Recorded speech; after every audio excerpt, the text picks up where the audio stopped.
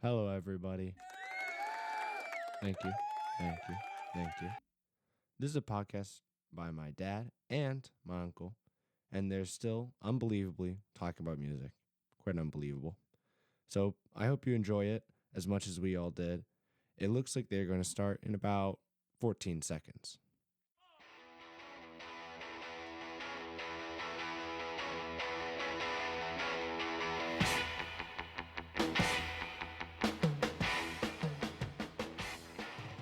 Hi there, welcome to another episode of BG's Brok'n Records, and oh my God, am I fired up. My name's Bob. I'm Gare. I almost forgot the intro. Dude. I'm so excited. What are you doing, Gare? Nothing, but we are on our first remote ever. Shut up. This is so flippin' huge. Shut up. So excited for this. Where are we? We're at the Caju Cafe on Caju in Detroit. Irony right there. Caju Cafe, I don't think I've been in here 2 decades. Swear to God. Wow. No, really. You got to come back for the new outside music. Well, I say new. It's been going on. Well, I for a keep little getting videos from Chip about the Allman Brothers band that comes here and plays. while. Right. Dead cover band and a good Steely Dan cover band. Not Steely D. Ste- There is a cover band named Steely D. Sorry, just thought I'd let you know. Listen, we're sitting here at the Caju Cafe with a gentleman. It's a long story. We won't go into the minutia of it. I met him a number of years ago. I haven't seen him since that number of years ago. Gary organized a meeting between the three of us, and here we sit at the Caju Cafe, and we're going to talk to him. And do you know why we're going to talk to him? Why are we going to talk to him, Bob? Because he's a great musician. Correct. Yeah, right. Sometimes I just can't read you like I used to. We need to hang out more. And I own the Caju Cafe. Well, that's true. That's why we're here. It's a good place. So if you hear phones in the background or beer bottles, crashing, Right. It's all part of the ambiance. that's right. So don't mind the phone ringing. Don't mind the bottles clacking. John, welcome. Thank you. Hey, thanks for taking the time. We appreciate it. Thanks for having me on, and thanks for coming out here and doing it live right at the Caju. Sure. All right, just to keep with habit. Correct. 2 deaths. Right. We got Phil Lesh from The Dead And Quincy Jones. and then Quincy Jones today, which, What was Quincy's best song? you're not talking the 1969 hit for the Bill Cosby Show, Oh, we should play that. Hickabur, Dude, that's a great tune. with the lyrics, "Oh Lord, Hickey Burr, oh Lord, I'll have some smack, gulp, aha." Who wrote that shite? Him and Bill, but that is actually a pretty good song. You know what we'll do? We'll play that on the outro before we play the outro. All right. So Phil Lesh passed. Quincy Jones passed. Bill sent me a text after he heard you mention The Wiz. Yeah, Bill, Quincy Jones produced The Wiz, the soundtrack. Okay. And I said last podcast, move on down. It's groove on down. Right. I said move on down. So I just wanted to, right. So let's talk to John because he's just sitting here waiting to jump in. He's chomping at the bit. Right. Okay, this is what intrigues me. I'm dying to know this. You're a few years younger than me. At what point did you say, "This is it. I've got this. I understand it. I hear it." This is what I'm going to do. And was it defer? So I went to St. Clair and Montefiore, right up the street here on Mac, just off of Caju. We started playing. We had the option to do an early morning music program, instrumental music program, starting in 4th grade. And on the day that they had they call it like an instrument petting zoo, so you have all the different instruments and you can try, and they of course try and steer you in different directions, like, if they need a tuba player or Oboe or everyone wants to play the saxophone and trumpet typically. Right. But anyway, I gravitated right away to the trombone. I was fortunate that it just clicked right away. That's amazing. I remember going to defer, and I remember sitting there in class. The cacophony of screeching that came out of that music room was brutal. Yeah. But it's so funny you say that because I played sax. Everybody wanted to play trumpet. Well, I never practiced, and during the recitals, they would look over, and I was completely just faking it the whole time. No idea what I was doing. But we had one oboe, no trombone, because it was offered. Nobody wanted to do it. That's usually the case. Yeah. I think my sister tried the bassoon for a bit. Oh. That's a tough one. So it was fourth grade for trombone? Fourth grade, yep. And so every morning, oh, geez, what time did we get there? 7 o'clock, 7:30 until about 8:30, I think. It was probably 3 days a week. Okay. And then I was fortunate. Again, it was one of these situations, you hear people talk about the timing was right and the right people and everything aligned. Sure. The woman who was the teacher, her name was Kathy Kurtzakowski, and she also ran the music program at Bishop Gallagher. Okay. So within about 6 months or so, I was going after school then to play in the jazz band at Bishop Gallagher. Okay. And that was roughly 3 days a week, I think. And the funny thing with that was within a few weeks, all the trombones quit. And everyone's looking at you and like, all right. Did you force them out? I think they were perhaps maybe a bit embarrassed. I don't know. I mean, you got some broad shoulders, man. If you push somebody out of the way, they're going. God, if But she Rutherford would go down the line, as oftentimes they do in music programs, and play the part, and I would be able to play the part. if Rutherford does one more solo, I'm quitting. I'm out of here. Dude, I still think the funniest line is Martin Barr, the guitarist from Jethro Tull. He's like, yeah, I had 2 tries to do my solo in the studio, and if it wasn't done in 2 takes, it was a flute solo.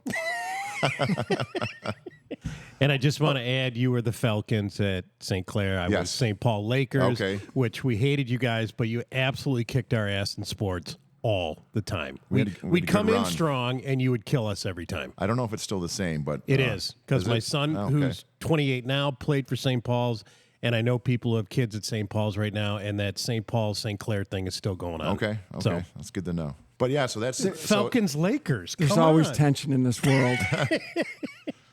So within 6 months or so, I was over at Bishop Gallagher, and I can't emphasize how important it was for me, at least, to be playing around musicians who were better than me and Sure. and older. So I mean, Oh, it there I am pushes in you. fourth That's how or you fifth grade learn. with high school boys and girls, and that was my first studio experience too. They recorded a CD. We went to at the onset of home studios. So I think it was somewhere in Harper Woods, maybe, or St. Clair Shores, and they cut a whole big band CD. Were you in the basement, the dining room? It was a basement. Yeah, it's a basement. It was a basement. Here's our studio. Looks Yeah, like a basement to me, but But you can imagine, for being in fourth or fifth grade at that point. Oh, that's huge. It was Totally. great, and just to have that experience and yeah, right on. playing along to tracks and not wasting time and. So wait, you're in fourth grade. Everybody else is in high school Yeah. or older? No, so this was the Bishop Gallagher Jazz Band. Okay. So I started in there like second half of fourth grade, and then I continued on playing in it for at least through seventh grade. That's pretty cool. Yeah, still participating in the music program at St. Clair. Sure. But then finally by seventh or eighth grade, you don't need to come in the morning. But I also started private lessons pretty much within a couple months when I first picked up the horn, and those experiences and the timing of everything was just really set me on the right trajectory. Sure. And I loved practicing. I mean, that's bottom line. You have to practice. Right. When I say I felt really comfortable picking that instrument, but it was because I was practicing. I knew how it worked, and I knew what I had to do to get better through proper instruction. And Well, as a kid practicing, I'd put the trombone kind of up there with the drums. Did your parents make you go out in the garage and? at first, I mean, they were pleasantly surprised as time went on. They enjoyed hearing me practice, but I know the first year or so it was, but it was in the basement, and but you know what? There were never any jokes. There was. Cool. I've only learned these stories in hindsight. Right. They were always encouraging, and I mean, it got to a point where they would have to ask me to stop practicing. I mean, when I was in high school, I'd be down there 3, 4, or 5 hours, and like, John, it's 11, and they wouldn't. I could go till 1 in the morning. They never. They would encourage me sometimes to take a break. Sure. But they never made me feel like I was disturbing them, and that was. That's huge. Awesome. I mean, that's kind of the awesome. first time I just kind of realized this. They never acted like they were disturbed. Nice. I have a little bit of an argument here. You just used the phrase, you need to practice. Now, all the YouTube videos that I look at for guitar say you can be a shredder in 4 minutes. Well, they want the views. They want the clicks. Yeah, but that's metal too, Bob. Yeah, right. I want to be a shredder. That's what I want to be. So then that takes you through high school. So in high school, I went to University of Detroit Jesuit High School on the Go west Cubs. side. Go Cubs, yep.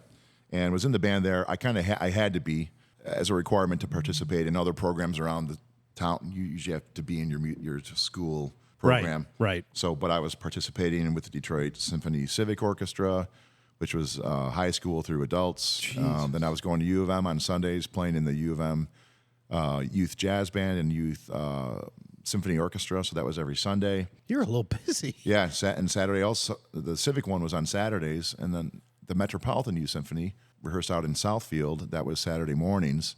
So my weekends were really consumed with music. Saturdays and Sundays, it was all music, pretty much all through high school. I started actually. I should go back after my first year of playing in fourth grade. I started going to Interlochen in the summer times. Oh, sure. And so I spent 7 or 8 summers at Interlochen, and that place is magical. That place is great. So it's not hockey team going all over the country. It's music. Yes. Going all over the country. Exactly. Yeah. Which is, it's almost unheard of. Are the music programs still going in public schools, or have they axed those? A lot of them have cuts. There's not the interest as well, and the thing is, as we just were saying, it involves a lot of practice. It doesn't involve going online, clicking on something, and getting a result.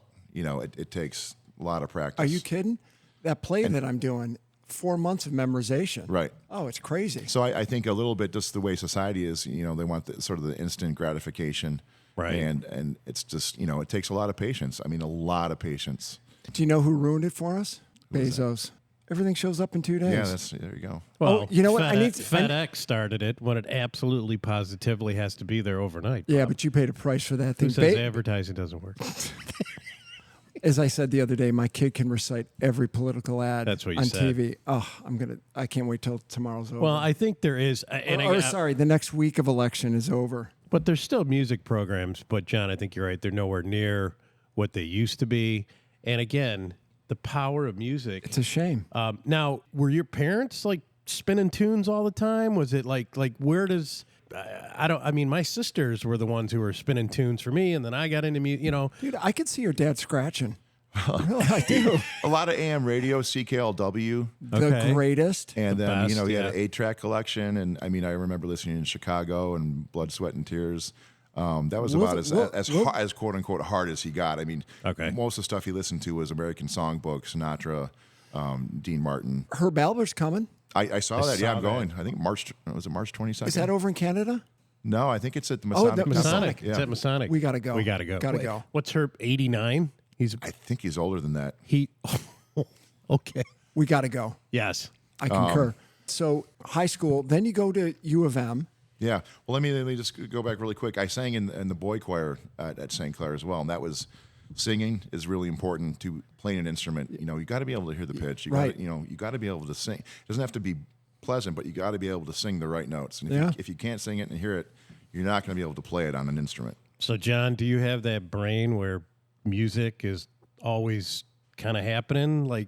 I got lots of things going on. I don't need to get too specific. We're speaking about music here, John. Yeah, there's always some background. Why don't you lay down on the couch and tell us what's going on? But so as far as influences, that was important. My dad was in the church choir. He had a great singing voice. Hearing him sing every Sunday.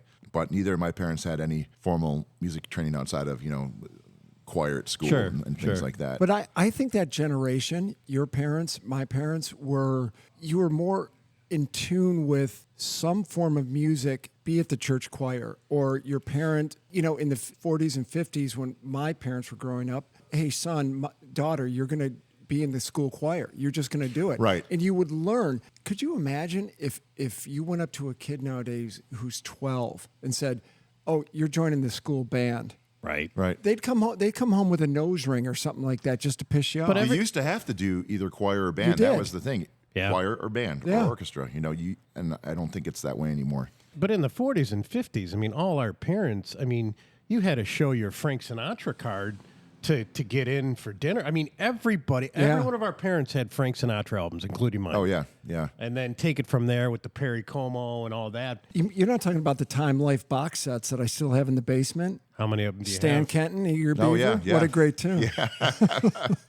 How many of those do you have? 6, 8? Nah, I got rid of a couple because they were pretty beat up. Oh, okay. Norm, use his fingers a lot. Oh. Yeah, not great. Not great. My dad used to take me to see old movies out at the Redford Theater, and so I remember Still going? Yeah, I know, it's great.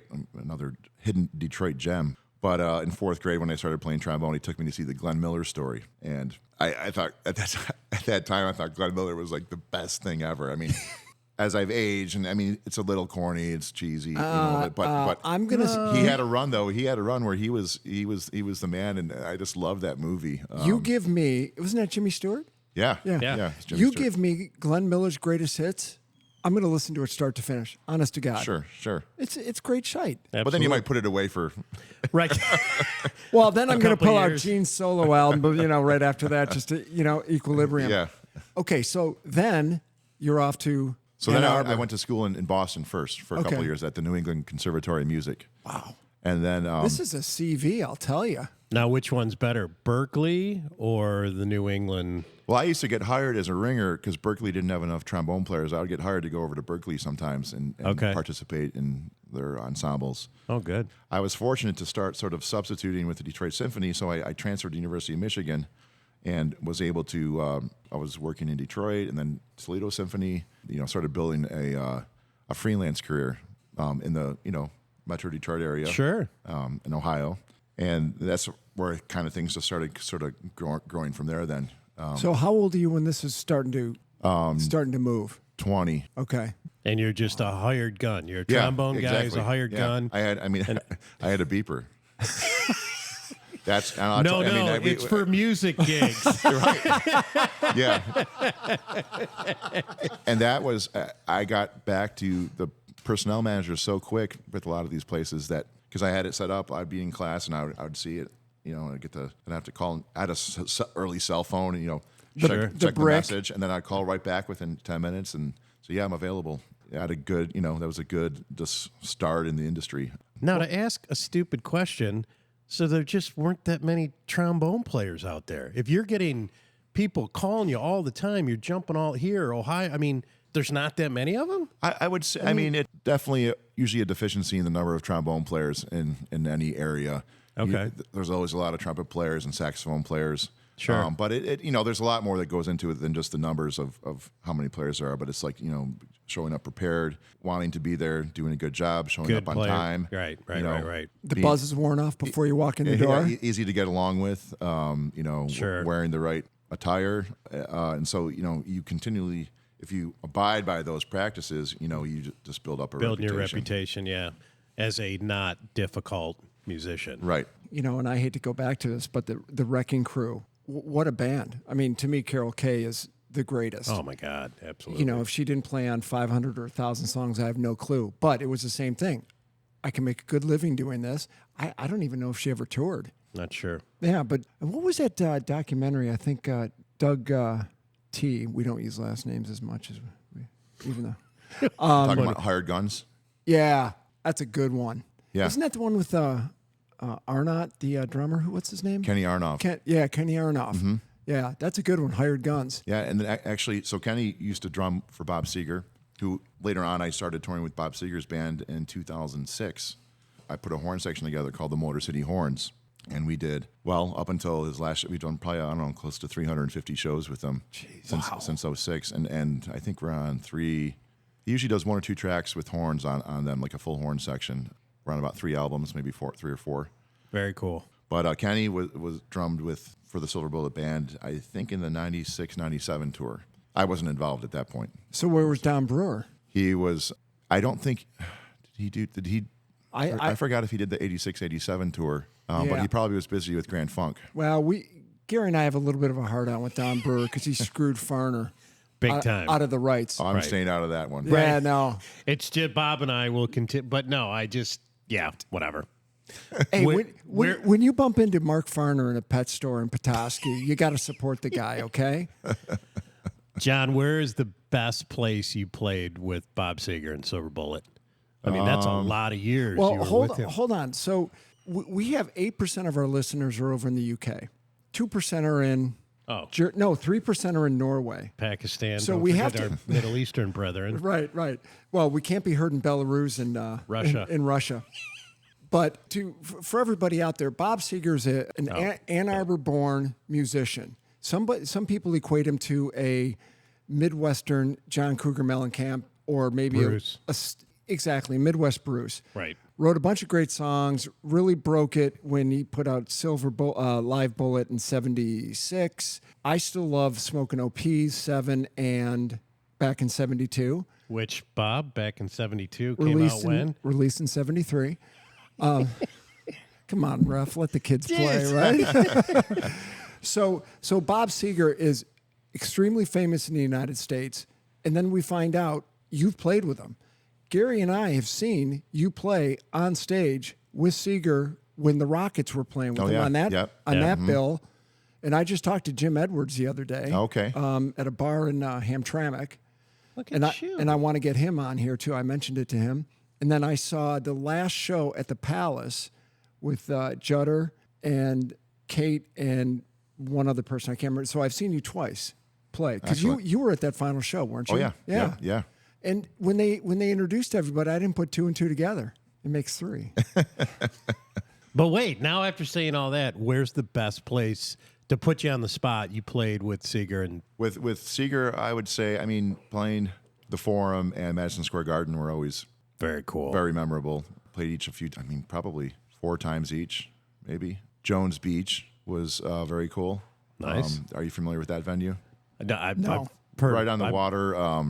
I've heard of Jones Beach. I don't know anything about Jones Beach Amphitheater. And I also, later on when I started doing some work with Noel Gallagher and the High Flying Birds, we played a show there as well. That's a really, really nice venue. Have you done Red Rocks? No, never. Hollywood Bowl? No. Did you ever There were always some rumors about that, the bowl and Red Rocks, but things never just came together. Did you ever get the old Kobo with Bob? Oh yeah.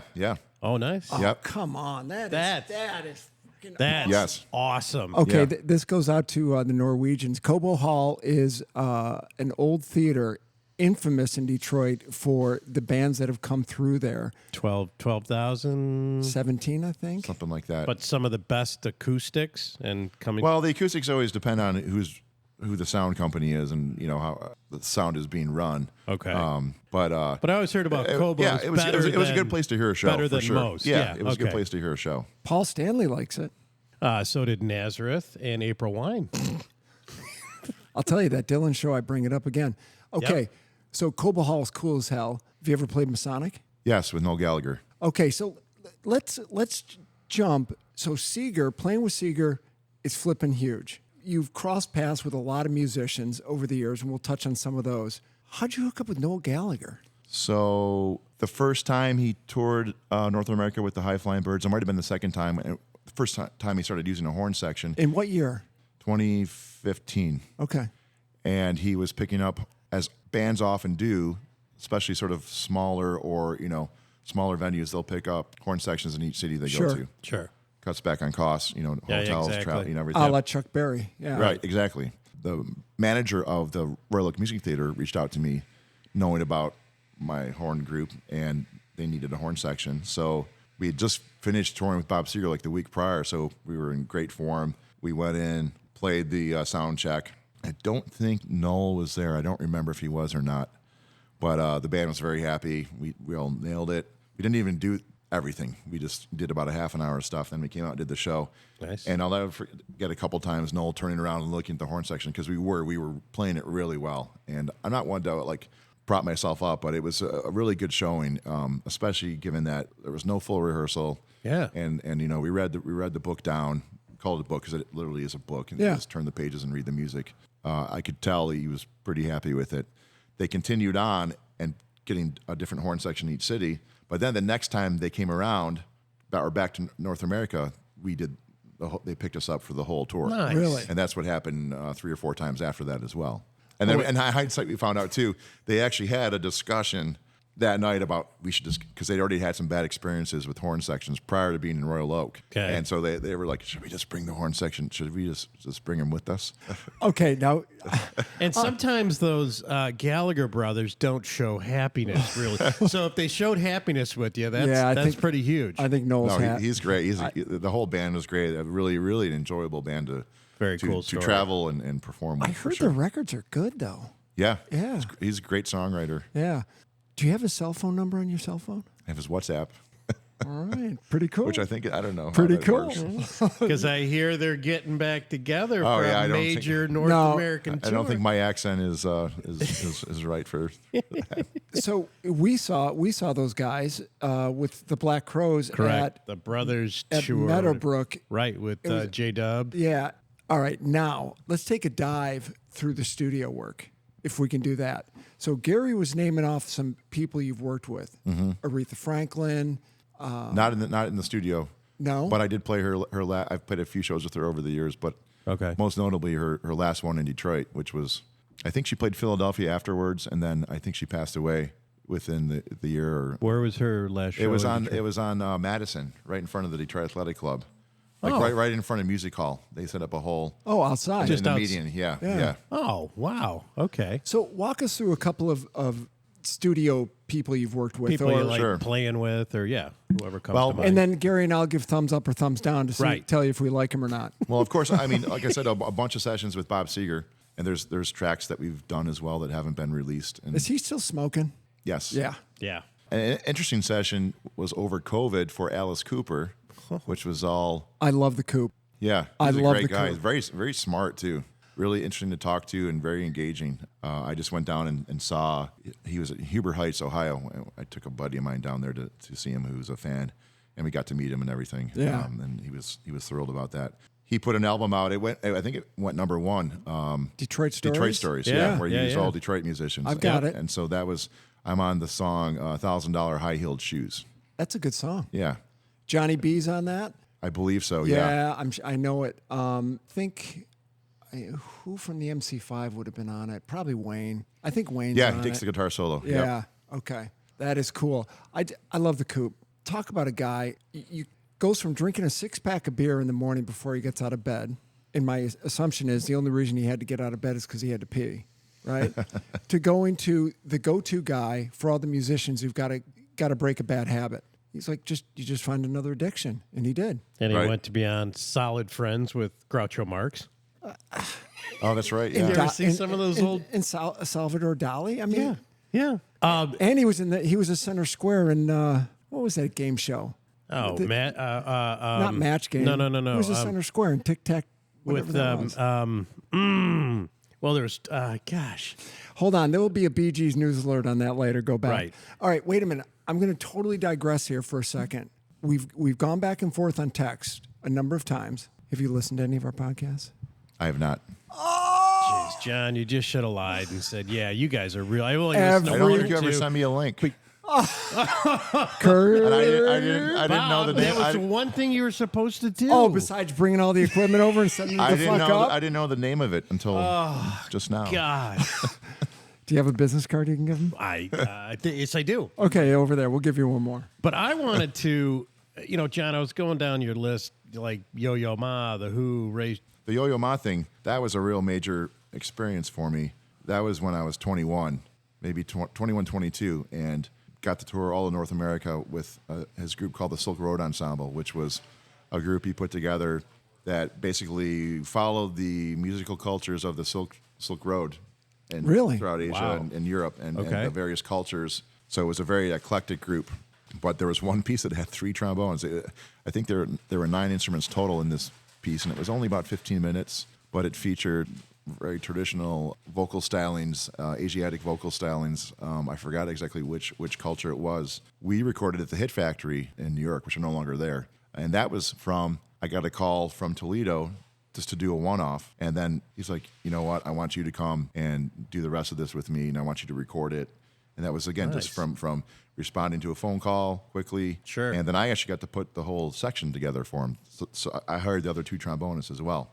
And one of the guys I got to work with was Jim Pugh. So Jim Pugh is in Steely Dan and really one of the greatest, most versatile trombonists of our time. He's a professor now at Illinois, but he was the top New York studio musician until he left maybe 10 years ago or so. And that really gave me the bug for wanting to, number one, travel and do as much recording as I can. It's a big world out there. Yeah, for sure. And so that was and that's another very fortunate, I was blessed to have that experience and, that it went well and you meet people through there. And that's how these things start to happen then, as far as getting recommended for other. It's all other stuff. connected in some way, shape, or form. When you said Yo-Yo Ma, I had to jump in and. Is he as nice a guy as he great. looks like he is? He's great. Yeah. And I've backed him up a number of times with the Detroit Symphony when he's been a featured soloist, and even when I was at Interlochen as a student, he always comes and he's very gracious with his time for younger musicians. Love to hear that. That was a real formative experience for me. Well, and as Bob and I were going through the list, again, I said Yo-Yo Ma, great story, The Who. But what really jumped out at us was, you've got to tell us about Debbie Gibson. Oh. Yeah. Well, was that a nice segue? I love it, Gare. Debbie. Do you know where that was? In the mall? That was Tiffany. It was the first.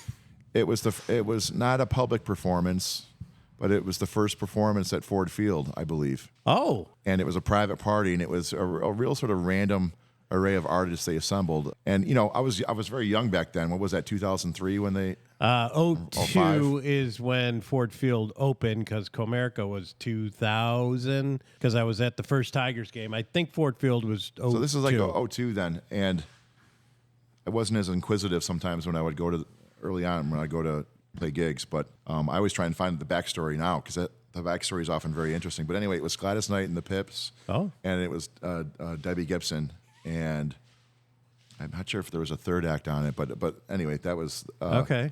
Staged in the middle of the field, and there weren't like a couple thousand people. I mean, no one was in the stands. It was everyone was on the field. Yeah, and it was some type of, I think, like, grand opening party for donors or however the whole thing was funded. If I was a donor and they gave me Debbie Gibson, I'd be pissed. I'll be honest, I don't remember much of it. That's okay. We respect that, John. That's good. It's probably a good thing. And this goes out to the Norwegians. So Ford Field is our big American football field where the Detroit Lions play. We're gonna keep that in. We got to keep that in. Oh yeah, for sure. Don't mind the noise in the background. We are at it one more time. We are at the famous Caju Cafe in Detroit, talking to John Rutherford, and you may hear a little bit of noise in the background. Who was the one, if he was alive and he was a nice person, and I met Steve Marriott? I don't know if I could even speak. Who was your person that you played with for that you were like, holy shit? That you got tongue-tied when you saw this person, where you had to take a deep breath and be like... Well, we already ruined it with Debbie Gibson. it was Yo-Yo Ma. Okay. I mean, we were playing on Carnegie Hall stage. I mean, that was very delicate music. Sure. It was very nuanced and very exposed, being such a small group. Right. So that was definitely one. And getting to play on Carnegie Hall. I mean, I'm awesome. 22 years old, and a lot of people do get to play on that stage, but they're oftentimes, through groups. The groups pay to have the experience to be on stage there, and I'm getting paid. We're recording at Hit Factory Studios. The record was released on Sony, or the CD, or whatever. That's definitely the one that jumps out. Nice. Ray Charles was another one. Oh. Never saw him. I'm so bummed. At the music hall? No, Toledo. Okay. At Paris, is it either the Peristyle right next to the Art Museum in Toledo, or it was they have a Masonic hall down there called, is it the Strathmore? I can't think of it right now. But I think one of those two venues in Toledo. Now, on a gig like that, do you get to have a little conversation with a guy like that? This was probably, my bet would be that this was his last show in Toledo. I mean, this was around 2003 probably. All right. So there wasn't much. We rehearsed without him, and then he came and did the show. He might have soundchecked one song. Okay. But that was great. He didn't last into his 80s, did he? I think he was in his 70s when he passed. I saw him at the music hall with, and I was going to mention this, I think Thornetta Davis came out and opened up for him. Oh, wow, And I know you've played for her. Yeah, she's the best. So Thornetta Davis, it's funny because my older brother used to love the Buzz Tones, loved them, would follow them. And I've got one of their EPs. I can't figure out why. And then they started backing up Thornetta Davis, and their sound completely changed. Where is she now? She's performing all over. Is she? Yeah. Okay. Europe, great voice. U.S. We did a tour with her with the Motor City Horns and a legendary blues guitar player named Johnny Bassett. Yeah, yeah. who passed away a little bit ago. But we went to France, probably circa 2009. Okay. Or so. Okay. And we were over there for a couple of weeks and played a bunch of different festivals. See, that would be so cool. Okay, you are doing what you love. You're getting to experience the world. I mean, you got to pinch yourself every now and then. Recording a podcast has been my dream. But Bob's come right, on. John. I got no laugh out of that one. Come on. I did. Thanks. But No, but John, you got to look in the mirror sometime and be like, "Wow, I'm at Carnegie. I would at least." I've been very fortunate, and I feel really blessed. I mean, there's a lot of talented musicians out there who don't get those experiences. Sure. And they're far and few. And like I said, it's the right mixture of talent and timing and magic that Right. bring these things about. Yeah, but it sounds to me like the professionalism is what keeps people calling you. You show up, you do it. You don't Show up on time. You don't show up hungover. Da da da da da. That's why people call. For sure, yeah. It's definitely, the less you have to worry about as someone who hires musicians for a band, a music director or producer, the better. So if you don't have to worry about certain things, great. Right, You get right. you get your key guys and you build your team, and that's what I've done then over the years with the horns. I get the guys that I use. I have a big band. We do different projects, corporate events. We've gone to New York Auto Show and done reveals for Mercedes-Benz. I used to do a number of events for Mercedes-Benz around the country.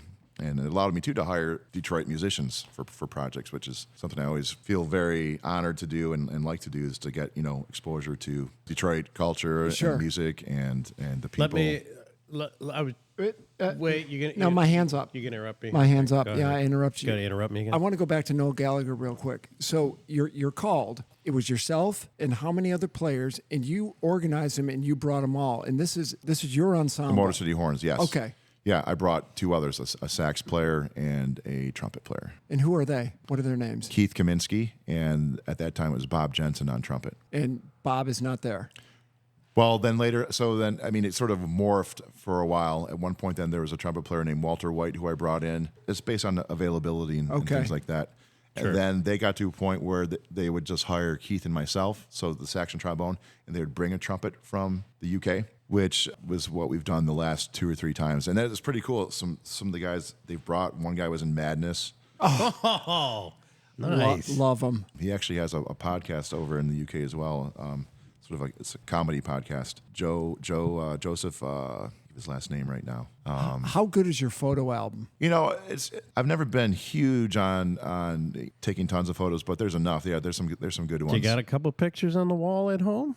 You got a I got a couple. Yeah, You got a I little- got a couple. Yeah. little trophy hallway of pictures? that Yeah, you oh, yeah. walk There's a in? little. Okay. There's a little Hall of Fame. There you go. Good, you got to have that. Ray Charles, 1930 to 2004, 73. 70. Yeah, Yeah. so That's what I'm saying. young. It was 2003, I think, when I did it. And Okay. I think I would put it as his last show in Toledo for sure.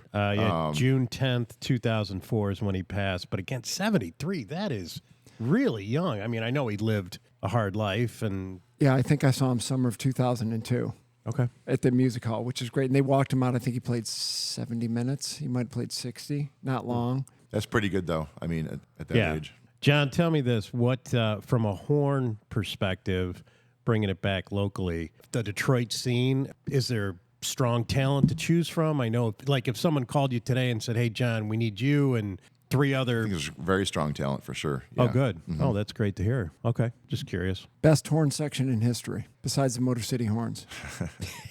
Browns band. Well, it's apples and oranges. I mean, Oh, don't get politic come on on. me. as far as execution of the material would be the Jerry Hayhorns. The Hayhorns top LA section did all the Michael Jackson stuff. So I mean, they're Okay. top notch. They're the best. I got to study some master classes with different members of that group over the years. I would say they're not like a commercially known entity No. per se. They're on liner. They're not like they're on- Tower of Power. Or Yeah, anything. they're on liner Yeah. notes. They're on liner notes. But if you Okay. want to get into sort of more of a commercially marketed horn group, a horn band per se, rather than just a section, I mean, I got to spend some time with James Pankow from Chicago over the years. Very cool. I really like them. Then they still work a ton. It's amazing how much they're on the road. That first album of theirs, Chicago Transit Authority, I was listening to it on the way over here. The horns are Yeah. unbelievable. And if you think about it, it's 1969, and they put the horns out front. And 69 is, you know, Well, you've they're the founders. yeah, It was their band. exactly. But I mean, Terry Kath, come on. That guy was incredible. Yeah. But if you think about it, you've got Abbey Road, you've got Beggar's Banquet, you've got this, Yeah. you know, this kind of, and then all of a sudden Horns. CTA comes out Yeah. and they throw that right in your face. And that the introduction song, the first song on the first side of the album, is staggering. It's so powerful. And I know I sent you a note about the little tit for tat with Blood, Sweat, and Tears in Chicago. Uh-huh. And Chicago was like, oh, well, you know, they're a frontline instrument, the horn section, and with Blood, Sweat, and Tears, they're in the They're background. in the back, yeah. And Al Cooper gets really pissed when people say that. But actually, Father is the Child of Time, I think is their first album. That's a great album. Love that album. Was that the one your dad was spinning? Because there's a couple psychedelic tunes on there. I don't remember. Hey, at least your dad was spinning that. My dad was. I'd come in and be like, "Hey, sit down and watch Arthur Fiedler and the Pops on public I had that. on You know what? public I had TV." that too. Yeah, I had that too. And I'd be for like, sure. "Okay, Dad," and I'd be good for about 15 minutes of that. But yeah, at least you. Well, that and a little Frank Sinatra. We did have a little bit of that going. So So where do you get your equipment? Where do you get your trombone equipment? McCourt's Music? Or do you go to New York? Well, some of the horns I bought are vintage horns, What manufacturers? typically Bach, Okay. Vincent Bach. Well, now it's called Kahn Selmer Bach. how many horns do you have? Is it like a pipe collection? Do you have 500, John? I have More than you need? Is it getting to be kind of a problem? no. It's Like actually guitars, not. Like my Bob? record Like collection? yeah, Yeah. correct. I have six or Okay. seven. They're different sizes and for different applications. You know, different musical Sure. scenarios. Which one is your favorite, and what year is the horn? When you're going to them and you're like, that's the one I really want to grab. All my horns are over 20 years old. Some are a couple are 50 years old. Wow. I like the one that's my newest. I bought it in 2001, I think. 2000 Okay. 2001, and it's got some custom work on it, and got it through a guy in Wisconsin, outside of Milwaukee. What- Gary Greenhoe. What's the first thing to like blow out on a trombone? What's where you're like, oh shoot, that's broken. Or Rev- what? I see What's the first thing where you're like, oh man, is there? I don't know. I don't know anything about a trombone. There's not as much gear problem with brass instruments than you have with woodwinds, and probably even, with guitar players and bass players. There's always some type of electrical issue, Sure. electric issue, pedals, things like that. We're not dealing with that, so it's a little more simple. Right. The biggest thing is you want to make sure your horns don't get knocked over.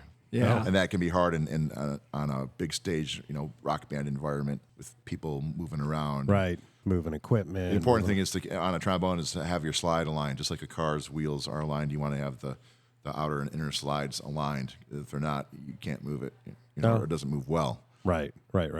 Go home and check that on YouTube, just so you can understand what's going on here. I will. Big fan of rock and roll. Tell me about a rock gig, straight up rock and roll, that you did besides Seeger and besides Noel Gallagher that you're like, that was kind of fun.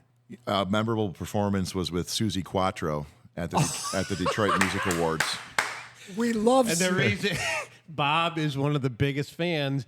And a quick note, so for his birthday one year, Bob's like, I'm a big Susie Quattro fan. So I had to find a T-shirt, and she lives in Australia? No, England. But I had to get the shirt Shipped over. from Australia. I could not find... I think she lives in Australia. Oh, then I'm wrong. I think she Thank might. you, John. Her sax. Dude, I'm never having this guy back. She probably has houses in both countries. Her sax player, Richard Beasley, who I had the pleasure of meeting through my UK music friends, Yeah. Okay. the Gallaghers, hung out here at Catchy Cafe with me when he was visiting some family in town. And he actually called her when he was here, and she remembered about the Catchy Cafe. And, she only grew up just down the Yeah. street. Yeah, and yeah. Her brother actually lives right over here on Grayton or Harvard. Michael Quattro. Her brother lived below me when I lived on Beaconsfield in Jefferson, so I'd see him every now and then. Okay. Okay. So Quattro's great. She just played Royal Albert Hall in the last 6 months, I think it was. Really? And that, talk about a venue. When I lived over there, I walked into the Royal Albert to see Eric Clapton, and the history of that place, the music that has come through there. I'm just looking at this place like, holy shit. It's a rental stage too. Oh, is it really? You can rent it. Yeah. Wouldn't surprise me to record soundtracks and things like that. Yeah. Yeah. Okay, Susie Quattro. we got to do some sessions with Dennis Coffey, who is, Yeah. if you know his name. Yeah, Funk Brothers. Yep. Yeah. Yeah. Yeah. Didn't he do Scorpio? What was his Yeah. the Yeah. song? That was this big. Yeah. Scorpio. We are on his probably his most recent album. It's a few years old now. We recorded them. I can't remember the name of the engineer right now. He passed away, but he was an old. I think it was Ed Wolfmeister, but who we recorded it very sort of old school, Yeah. Motown style. You know, Yeah. it was just like keep record. None of this like well just fix that, and it was just like Right. cut, another take, another take, another take, and that was a real pleasure to get to work with him. And there's a number of like younger bands and more local and regional bands that we've done sessions for, and occasionally we'll do like a CD release and play horns. But the thing of it is, it's typically only like at Seeger, we're Seeger's first full horn section. I mean, of course, he had alto reed up front, Sure. but it's not until the horns are the last thing added typically. Background vocals and horn sections are In the studio. well. Or just in the whole songwriting process? You were asking about like performances, so I'm just trying to think of like live performances. But it's when an artist gets big is when they can start to play around and add that. But otherwise, yeah, it's studio. So there's a lot of studio stuff we've done for local bands. We've done some stuff for Tony Donardo, who's in the Mugs, Okay. for his project, his side project called Dude, and some really really cool tracks we've done for him over the years. Did you ever play with Black Market? No. Okay. Some work with they changed their name at the time they were called Dale Earnhardt Jr. I do like that one. Now that I think they're just Junior. We've done some tracks for them. And they had a band prior to that. I can't remember what they were before that. We've laid down a lot of material. There have been a lot of sessions. Detroit Cobras? No. No. We'd love to have them play here at Cadju outside though. Have you ever heard of Kelly Stoles? I've not. Okay, he's a former Detroiter, lives out in San Francisco. He's got a couple albums. He's probably got about 12 albums out there. I've had a little communication with him. I'd like to get him on this thing. He's got an album called Double Exposure. Flipping awesome. So good. Okay, but I digress. One last thing though, but the exposure with the Who. Sure. Yeah, tell me about that one. Yeah, that kind of jumped out. You were on Live at Leeds? No, I haven't.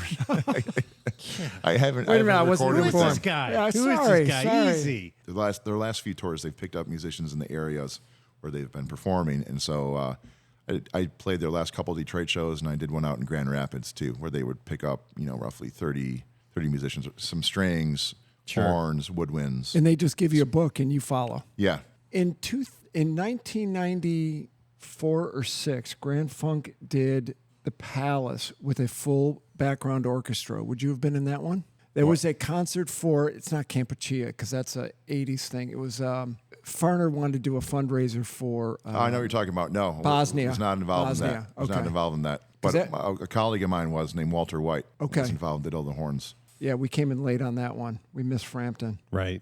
And John, still, I know you're pretty busy here with the Cadju, but still the horns. You're still, yeah. you got a lot on your schedule, man. Most lately is just been some private events and a couple little sessions here and there. I've been, my father just passed away, and so my last year or two has been kind of consumed with that, and not worrying about my mom. Right. But no, I still teach a little bit too, private lessons, and just keeping it all going. Fantastic. Love it. Yeah. Absolutely love it. Oh, are you giving me the wind it up thing? Right. I was trying to do it because it's radio theater of the mind where no one would see it. Oh, that's right. But I you just announced ruined it. Yeah, Yeah, I that's did. cool. Okay, one thing that I want to mention. We saw it last week when we recorded Rory Gallagher's famous Strat. Right. $868,000. Wow. Yeah. Do you know which one I'm talking about? No. So he's got this Strat. He played it forever. He basically sweated all the finish off the whole thing. Yeah. 868, and nobody knows Rory Gallagher over here. No, Which is you're a shame. fan. I'm a fan. Pat's a fan. Yeah. But boy, you want to have some noise in your life on a Monday? Put on some Rory Gallagher. Yeah, that'll do it It's a for lot you. of money for a guitar. It is. Yeah. Yeah, but you know what though? If you look at Gilmore, sold all Right. his stuff. All these guys are they're taking care of their estates. The board for Abbey Road Sessions is for sale, I think, for $3 million. I just saw that somewhere. So my friend Ted over in London sent me this, and this was the other thing I was going to mention, was discarded Beatles recording console sells for $2.25 million. Okay, 2.2. I was off by. So a console used to record the Beatles' Abbey Road album is listed for $2.5 million after being found in a skip and refurbished. So it was custom built by EMI Studios, which changed the name to Abbey Road, blah, blah, blah. It was found in a skip. They rebuilt it, sold it for $2.25 million. Yeah, it's amazing. I'm sorry, a skip for us It's a Americans. garbage, a dumpster. Thank you. Okay. Look, Dude, you're dude, I said to Ted at the skip. Okay. I said to Ted at the Players the other day, I go, "Oh, sorry, man, I took the piss out of you the other day." He goes, "Yeah, you just use our language, okay?" What is it, Cockney? What are you Yeah. saying there, man? Yeah, I'm gonna go get some Ruby Murray. John, this has been fantastic. This has been Thank you. great, I had a buddy. good time. This is great. Really I mean- appreciate it. I'm glad I bumped into you 40 years later, Yeah, there you go. ish, that story's for the next one. for the next Right, one. exactly. If your listeners can guess how we knew each other. Oh, that's a good one. Oh, there we go. If you know, send us a note. You can find us on Instagram. You can find us on X. You can find us on YouTube. Not really well, but Spotify. okay. So I'm going to throw out a challenge. If this one guy has made it this far, JT Harding, Oh yeah, I know JT. do you? Mm-hmm. Well, then you know what? I'm going to send you a link to this one. You send it to him and say these guys are the fucking shit. Right. Okay, I will be happy to. Where's he? Nashville. He's performed here. Oh, yeah. He had a book come out. 3 years ago. Yeah. Julie sent me a photo of her and JT and a Okay. few guys. Is he in Nashville? Yes. Yeah, that's what I thought. Okay. Oh, he's one funny cat. Yeah, he's great. Oh, he's He'd be hilarious. great on this. Oh, are you kidding me? JT, you're coming on, buddy. You know what? I gave you that Kiss Dynasty t-shirt in 1980. You owe me. You owe me. Well, again, John, this has been great. Really, really appreciate your time. Sure thing. Sure thing. And everybody, if you're in Detroit, come to the Caju Cafe just off of Mac and Caju and get some mussels. CajuCafe.com. There you go. Because they're damn good. All right. That's all you got? That's all I got. That's all I got. All right. We'll see you later. See ya.